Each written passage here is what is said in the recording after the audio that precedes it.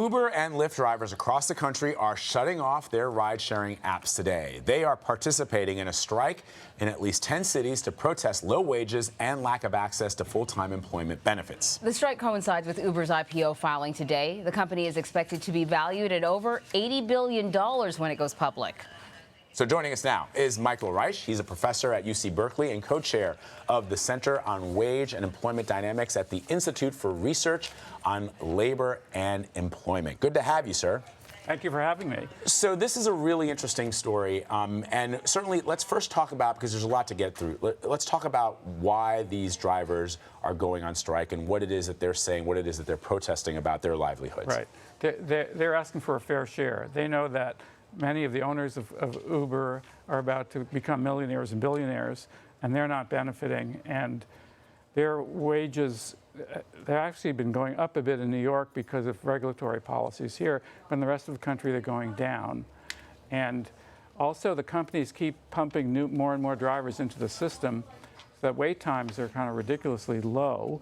And what that means is that the drivers, when you can calculate their pay on a per-hour basis, they're getting fewer rides per hour. So it's not just a question of how much they get paid per ride, but how many rides per hour they're going to get. Their cars are empty almost half of the time. That's congesting our city. It means they're driving around. There's no place to park in Manhattan. And the companies think they're better off, but in fact, if they could align their interests more with the workers, everyone would be better off. It would be a more efficient industry. So then explain to us how the company could be valued so highly, but the workers are making so little. That's a really good point. And as I understand it, has Uber even turned a profit?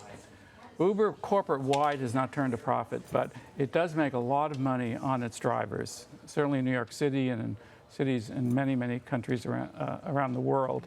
They're losing money on their investments in autonomous cars, and they got shut out of India and China and so on. And to some extent, they're investing as they expand. That makes sense. But they say in their filing that their business model depends on the driver pay being low. And if the driver pay would go up, their business model would be upended.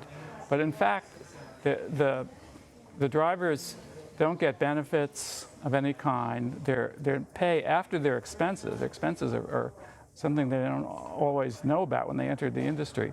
Their expenses add up, and the companies don't pay for any of that. They're just a software platform company. So let me ask you a question, and it's sort of a two-pronged question. One, because we're talking about, when we talk about congestion, for example, we mean like New York City, where there are so many cars on the roads right now, mostly Uber and Lyft drivers. In addition to yellow cabs, you have this push and pull. The yellow cab taxi drivers who in years past paid millions of dollars for the medallions that allows them to drive taxi cabs, those medallions have fallen in value. We've seen numerous stories of generally immigrants who drive taxis who've taken their own lives because they can't afford to make a living as taxi drivers because of Uber and Lyft. Right. Understanding both sides of the situation, where is there a solution there? Because people want speed, they want efficacy, and to my mind, it is a supply and demand issue. There are people out there who are increasingly taking these Uber cars because it's sometimes difficult to find a taxi in the rain, for example. So what's the solution there? Well, yeah, I mean, and also there are many underserved areas of New York City that, and the rest of the country, where Uber and Lyft have come in and they perform a very valuable service. That was my second part, because I was in Madison, Wisconsin, and it wasn't a 2-minute wait. It was a 16-minute wait to get from the airport to where I needed to go. Right. And the woman who was driving the car, this was a very significant portion of her income. Right. Right. So there are some drivers who only work a few hours a week, but the drivers who do 80% of the rides are working full-time, 40, 50 hours a week. So there is a problem for the taxi cab drivers. There's no question, and something needs to be done for them. And quite a few of the drivers, of the taxi drivers are owner-operators, and they're underwater because they bought their medallions high, now it's low. It's just like when homeowners were underwater, and there should be some kind of bailout for them so they could resell their their medallions. So this is how the gig economy works, though. And we've seen it, whether it's Airbnb or whatever. In this case, we're talking about you're driving your own car as part of the gig economy. You're sort of a private contractor or independent contractor. Right. Is the remedy to make Uber drivers employees, or would that, like you mentioned, the company argues, upend the whole business model? The company is making so much money off the drivers. They could afford to pay a lot more. And the drivers could still have a lot of flexibility in when they drive and be employees. There's no question about that. That is the case in other countries. The technology doesn't require that they be independent contractors. The technology is just connecting drivers and riders together.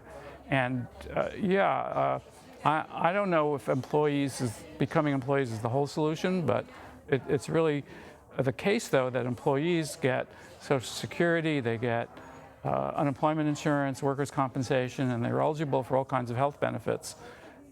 Many of the drivers in New York have been on Medicaid because they're really paycheck to paycheck. Right. Thank you very much for shedding light on this. I wonder if a day is enough, one day of protest is enough. Apparently there's another one coming up, so. Pocketbooks of these owners, but really important story. Thank you for shedding light on it for us. Thanks. We appreciate it. Thank you.